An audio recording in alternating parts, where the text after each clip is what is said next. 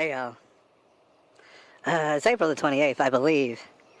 2017. You know what? I've been telling some people, they know I did a garden last year. I've been telling some people, I got something better cooking this year and stuff, man. I'm about to show you a video because I've been promising a video. I know a lot of people are probably curious. And y'all saw my garden from last year. This video, this is up on the internet.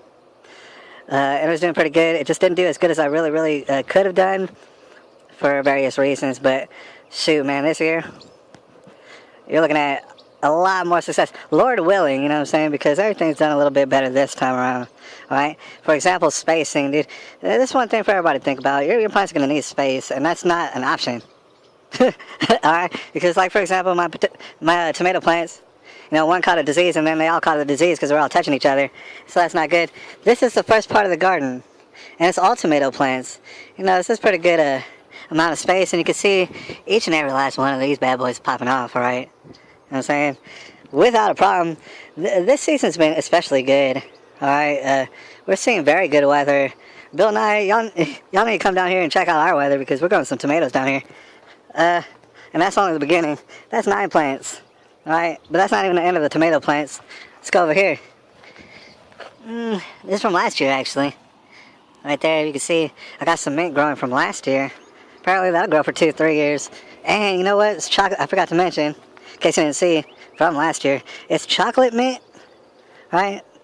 And pineapple, and I kind of infused them together, so they're going to make me a chocolate pineapple mint. Alright, so I know that you can't find that nowhere else. You're going to have to holler at me about it if you want some. Check this out right here. I don't even know what that is.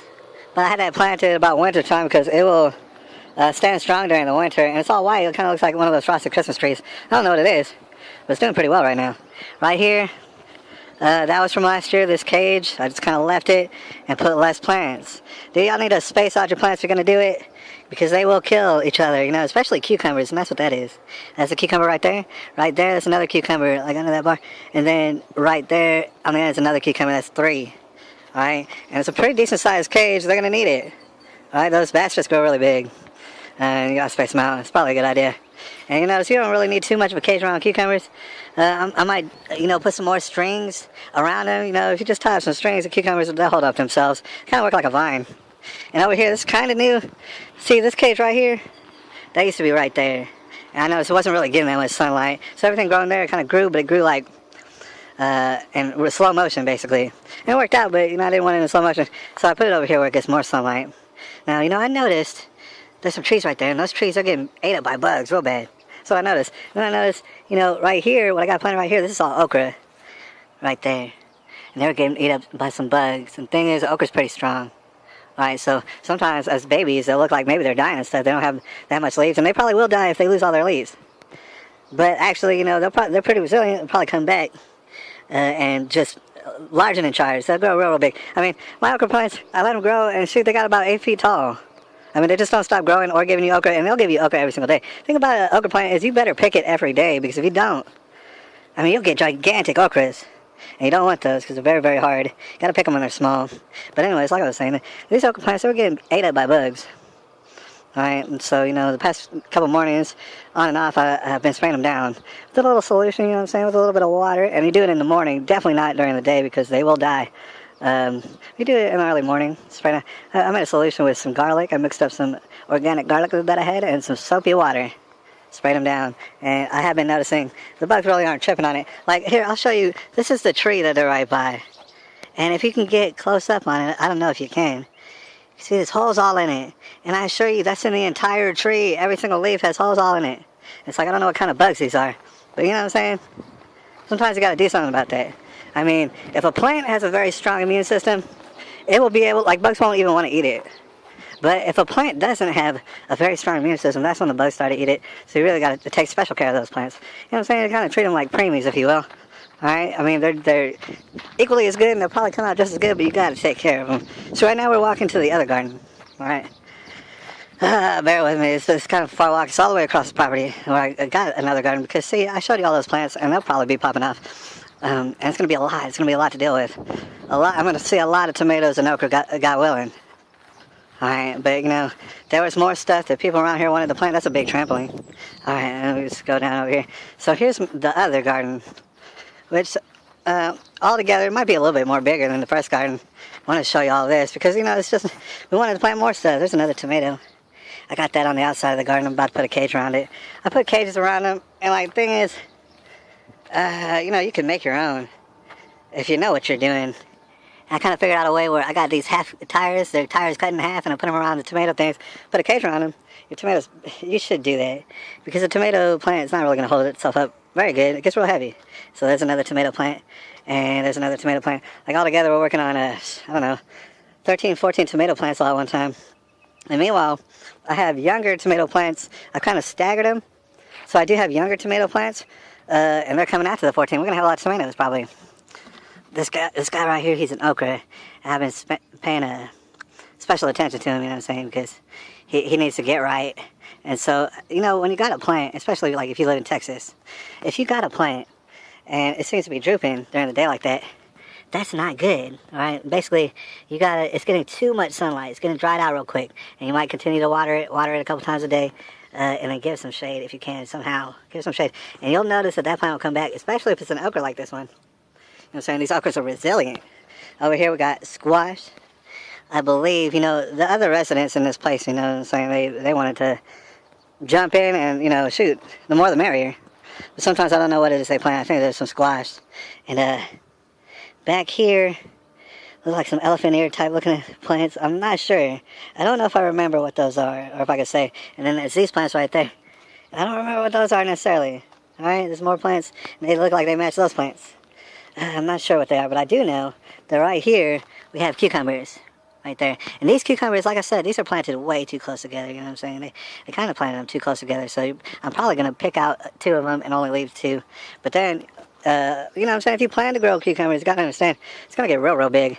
So what I'm going to do right there with the cucumbers, if they start to get big, what I'm going to do is probably put a trellis and lean it up against this fence. And that's going to direct the cucumbers up the trellis to the fence. And from there, I could kind of make them go opposite ways and cover the fence. They're going to get real big. All right, and they're going to need a little bit of support. They don't need as much support as tomatoes necessarily, but they need some.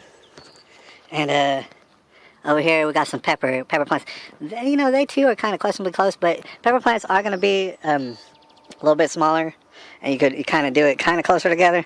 Over here, last but not least for today, that's a watermelon plant right there that they put in. I grew watermelons last year, all right, and they were looking real good. I had like 2 or 3 watermelon plants. Thing is, man, the birds will come down, and I gotta warn you, the birds will come down, poke a hole, just a little hole in the watermelon. Guess what? Your watermelon's done, dude. Like, you know what I'm saying? That's all it really takes.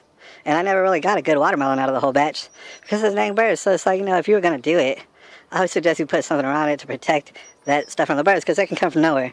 Over here, guys, that might be some more squash. And I just want to mention that what you're seeing right here, a lot of this is too close. I'm going to have to thin it out a little bit. You want to be wary of giving them space. Over here, I want to say we got this one right here, I'm pretty sure is eggplant. And that's wonderful. I can't wait to get some of that. And then right here, I don't know, right there, that might be an eggplant. I don't know what that is. And I noticed that they got some onions down here. Oh yeah, I'm supposed to plant those. That's probably a good idea. I like green onions.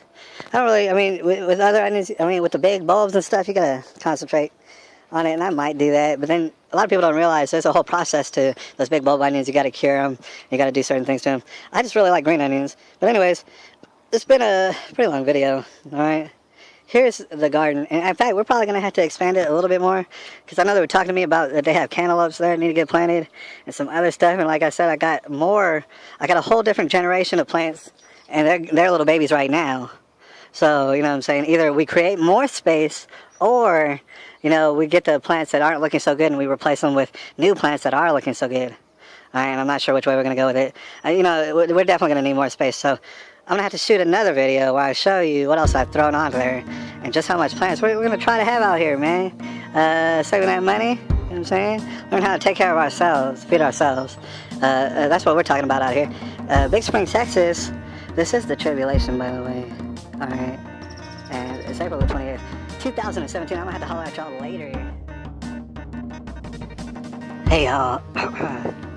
I thought I'd throw this in there too, in case anybody was wondering about the little babies that I had mentioned earlier. What I like to do, of course, is start them inside, which, you know, everybody probably does. But I start them on the inside, right? You know, I just basically put them right next to a window. And they'll get some sunlight, and, you know, by the time, like 1 o'clock or so, they won't get no more sunlight, right? And these babies really don't need it. They don't need all that sunlight. In fact, it'll probably kill them if they get too much. So, I mean, you pretty much set them up there and leave them there. And, you know, I got onions, tomatoes, bell peppers, I believe some zucchinis, which I believe that's what that is. Yeah, right there, zucchinis. Down there, I don't remember what that is, but we'll find out. I wanted to definitely show you this part because, see, most people, of course, they start the plants on the inside, on the indoors, because it's a little bit less harsh for the little baby plants. So I wanted to throw this out there. In my guesstimation, at least as far as Texas goes, and you know how the heat can get, what I would definitely recommend is these containers, or like this size of container, would be a great idea. Because the reason I say that is you're gonna have to transplant these guys one day, right? And in my opinion, from what I've seen, you're gonna want to. It's a good idea to wait till they're kind of big, the plant's a little bit big, before you take them out and transplant them. And meanwhile, while they're growing, like when they get to be this size, it's a good idea to take them outside. Maybe for an hour or a couple hours. You know, what that's called is hardening them off. Like, you can get them out some light for a little while and then take them back in because it's too much, and then give them some more and some more as time goes on, and your plants will harden off. While they're doing that, they'll stay in this one container. It's a great idea to just have one container in a plant's lifetime. Don't be transplanting it more than once, because you really shouldn't want to do that. I mean, it's possible that you could do it. I wouldn't recommend it. So you're gonna have to transplant them at one point. My suggestion is to get a container about this size. That's as big as my hand is, kind of like my hand size, because at that point the plants will be fairly big, and you'll know when it's time to transplant them. You're going to see that the plants get pretty big, but you're going to know that it's time to transplant these guys when they become kind of root bound. Now, either you're going to see roots coming down the bottom of the cup, or if you don't really want to wait on it, you water it a little bit, kind of compact the soil. And you know how you take the dirt out if you're transplanting it? You kind of like take it upside down and see if it's got a lot of roots. If you see a lot of roots coming out from the dirt, that's a good time to transplant that thing right then. Alright? And the reason I say about this size is because, to me, you don't want to be transplanting little tiny plants, alright? Like this, here, look at this, is the size of my hand, and these little things, they're a little bit smaller than these things. But, you know, these pellets are actually pretty good too. But you gotta make sure that they're watered constantly, kind of, right? Because they dry out real quick. And these are pretty good too, but there's smaller ones that they have, smaller ones of these, and I really wouldn't recommend those, right? Because you're gonna have to transplant maybe a couple times, and that ain't good. It's not a good idea, especially out here in Texas. Alright, so I did want to include that and stuff, but yeah, that's my next generation right there. And there's actually several more plants that I got coming after those. But then I'll stop because, you know, it'll be too late. You don't want to plant everything too late, you know what I'm saying, because it won't grow right or whatever. Anyways, it's April the 28th, 2017. I'll have to holler at y'all later.